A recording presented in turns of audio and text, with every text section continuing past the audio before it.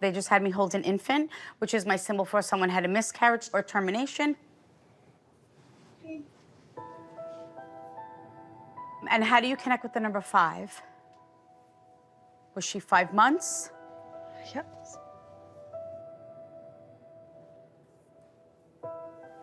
Seven years ago, I had some routine blood tests done like every pregnant woman does, and was told then that the baby had anencephaly, which is a deformity of the brain, and it is just not compatible with life.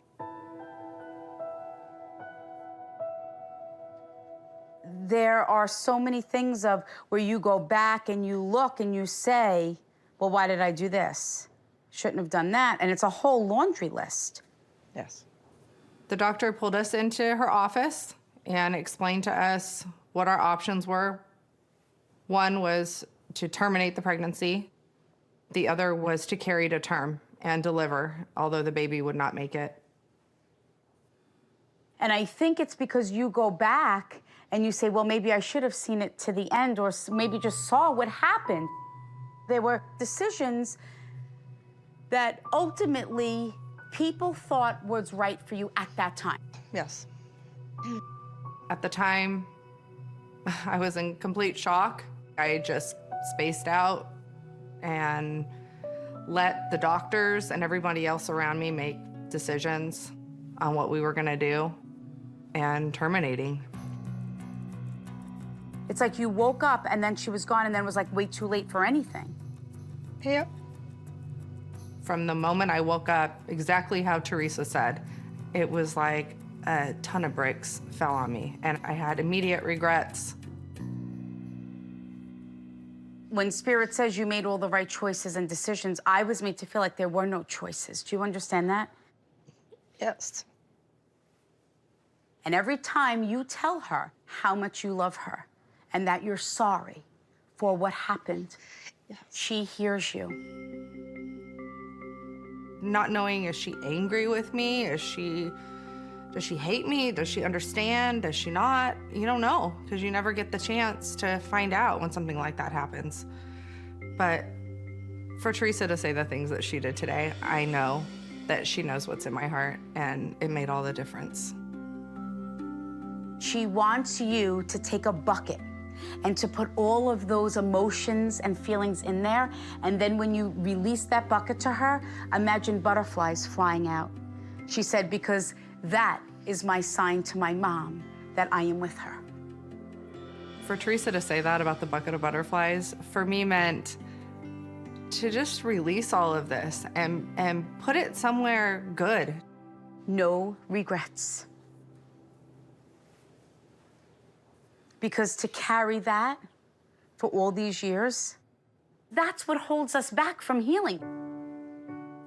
After losing a child, there's a piece of you that's never quite put back together. This is the closest thing that you can get to that.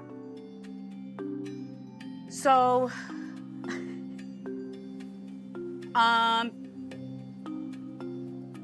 well, who served our country? Oh, you did. So just know, because what happened is the father figure stepped forward and saluted you. My father died about 22 years ago. It was about a year after I got back from the war. He wanted you to know that he has learned a lesson from the other side and wished that he was able to tell you more how proud he was of you. But your father says, I showed it. Everywhere he went, he wore the "We Support Our Troops" t-shirt and things like that. And I knew that he was proud of me. He never said it. So to hear that really feels good.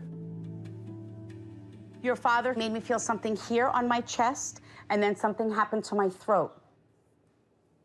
My father passed away from lung cancer. He was a smoker and he was a welder, so it double whammy. It was hard to see him go through that. Do you feel that there were things left unsaid between you and your dad? Because he started restricting my throat, and then I heard, I love you. We never heard it growing up. He just says, I just want him to know how much I love him. To hear him say, hey, I love you. Because he never said it. I needed to hear it extremely bad. I wanted him to. When I saw Theresa come through, almost instantly I said, I hope I can hear Dad say that. And how do you connect with the month of August? My sister just died. Okay. My sister was a really tough person, but very loving, very caring.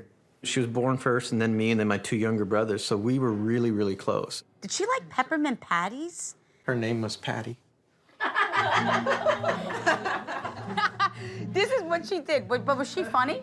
Yes. Because she goes like this, because when I brought up the smell, she started swinging her hair. And I'm like, oh, that smells good. And she goes, cool breeze blowing through my hair. Remember that commercial from Peppermint Patty? She had, she never wanted to cut her hair. She always had long black hair.